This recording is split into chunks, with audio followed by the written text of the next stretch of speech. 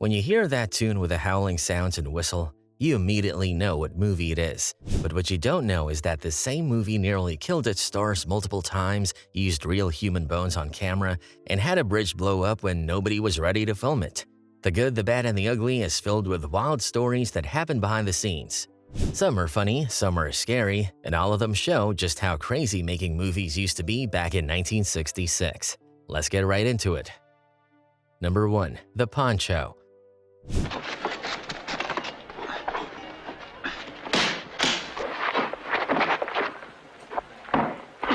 Clint Eastwood wore the same green poncho in all three of his Sergio Leone Western movies. The costume department never cleaned it once between films. They also never made a backup copy. The dirt, bullet holes, and blood stains just kept piling up over the years. By the time they filmed The Good, the Bad, and the Ugly, the poncho was properly gross and weathered.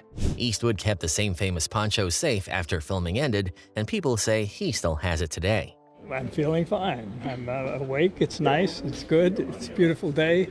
And a beautiful day in downtown Carmel. Number 2. Made up on the spot. The entire movie idea started when studio bosses flew to Rome in 1965, wanting Sergio Leone's next Western. Writer Luciano Vincenzoni was caught off guard and had to think fast. He blurted out a story about three bums hunting for gold during the Civil War and called it The Good, the Bad, and the Ugly. United Artists loved the quick pitch and agreed to pay for the film right away. Number 3. Eastwood's Ferrari deal. When on the Rawhide for 8 years, I used to practice with guns all the time, but we didn't use them too much in that type of a show. Clint Eastwood didn't want to make another Western with Sergio Leone at first. He especially didn't like that this time he would share the spotlight with other actors instead of being the main star.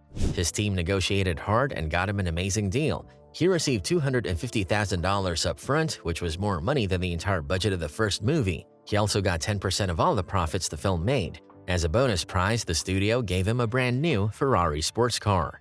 Number 4. Eli Wallach. Between takes during the cemetery gold bag scene, Eli Wallach grabbed what he thought was a bottle of lemon soda and took a big gulp. The liquid was actually acid that the prop team had put there for a special effect where it would burn through bags of gold coins. Wallach immediately spit it out, but not before the acid burned his mouth and throat. He quickly drank milk to help neutralize the dangerous chemical. Number 5. The Bridge.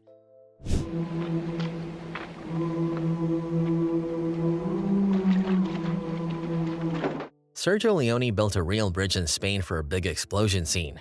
Spanish army soldiers helped as extras and multiple cameras were set up to capture the destruction. The plan was to blow it up when the director said the Spanish word vaya, which means go, but a crew member accidentally said vaya twice over the radio while talking to someone else. The Spanish army captain heard it and thought it was the signal. He lit the dynamite and the entire bridge exploded into the sky while no cameras were rolling.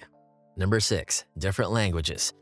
Director Sergio Leone spoke almost no English while stars Clint Eastwood and Lee Van Cleef spoke no Italian. They had to use a translator to understand each other during filming. Meanwhile, Eli Wallach became the unofficial helper between everyone because he happened to speak French, which Leone also knew.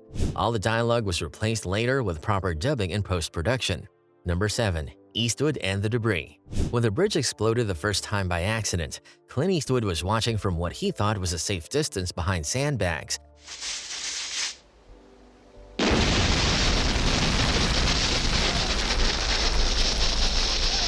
But the blast was much stronger than anyone expected. A huge chunk of rock from the destroyed bridge flew through the air and smashed into a sandbag right next to Eastwood's head. If the rock had just been a few inches to the side, it would have hit him directly and possibly killed him.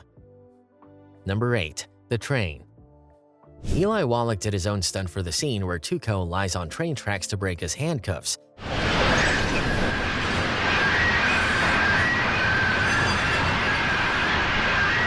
A real train rushed past him at full speed while he lay just inches from the wheels. Leone insisted on using an actual moving train with no trick photography.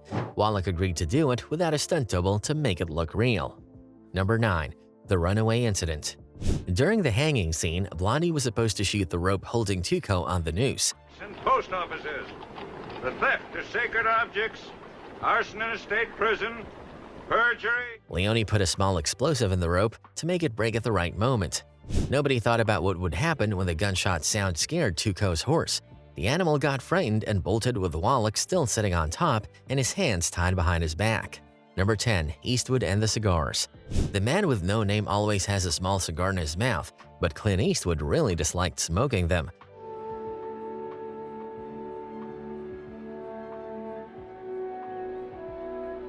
Leone was a perfectionist who often made actors do many takes of the same scene. This meant Eastwood had to light up and smoke those cigars over and over again in the hot sun. The taste made him feel sick, and the nicotine made him dizzy. Number 11. Charles Bronson. Charles Bronson was offered the chance to play Angel Eyes in the movie.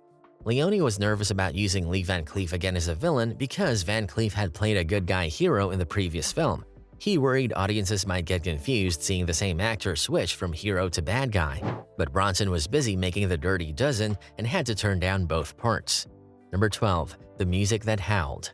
Composer Ennio Morricone wanted the main theme to sound different from normal movie music. He designed parts of the famous tune to copy the sounds animals make. The wah wah wah part was meant to sound like a coyote or hyena crying on the prairie.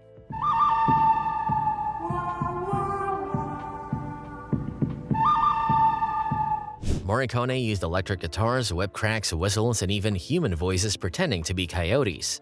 Number 13. A prequel in disguise. Even though The Good, the Bad, and the Ugly came out last, the story actually happens first in the timeline. The movie takes place during the American Civil War around 1862, which is earlier than when the other two films happen. You can tell because at the very end, Blondie gets his iconic poncho for the first time. It's the same poncho he wears in the other movies, showing us this is where his story begins. Number 14. Van Cleef. Lee Van Cleef looked tough as the villain Angel Eyes, but he had secret problems on set. He had trouble riding horses because of an old car accident that hurt his back and legs badly. He also had lost a knuckle on one finger. Getting on and off a horse was really painful for the 41-year-old actor.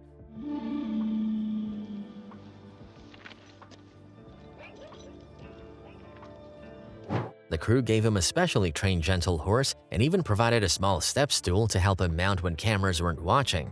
Number 15. The Trailer. When the American movie trailer first came out, it made a funny mistake. In the actual film, Tuco is the ugly and Angel Eyes is the bad, but the trailer accidentally switched them around, calling Tuco the bad and Angel Eyes the ugly. The good. The bad. This probably happened because someone directly translated the Italian title without realizing the characters were in different positions. Number 16. Germany and the title. Different countries sometimes gave movies new names, and Germany did something really strange. They called the film Zwei glorreiche Halunken, which means two glorious scoundrels in English. The German distributors basically removed one of the three main characters from the title completely. They decided only two of them were glorious enough to mention on the poster. Number 17. More screen time. Clint Eastwood might have top billing, but Eli Wallach appears in more scenes and has more minutes on screen than Eastwood does. Tuco is really the main character driving the whole story forward.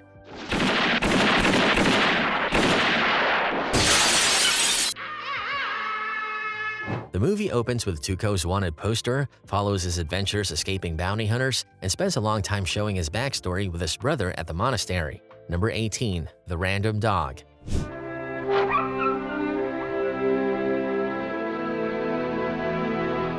During the cemetery sequence where Tuco runs around searching for the right grave, a dog suddenly appears and runs across his path. This wasn't a trained movie dog or part of the script. Sergio Leone felt the scene was getting too serious and emotional with the big music and Wallace's dramatic acting. Right before filming the take, Leone secretly let a stray dog loose on the set without warning anyone. Number 19. The Dynamite Problem. Leone did lots of research to make the Civil War setting look authentic. He studied old photographs from the Library of Congress and examined pictures by famous Civil War photographer Matthew Brady. However, history experts noticed one big mistake. In the film, Blondie and Tuco blow up the bridge using dynamite.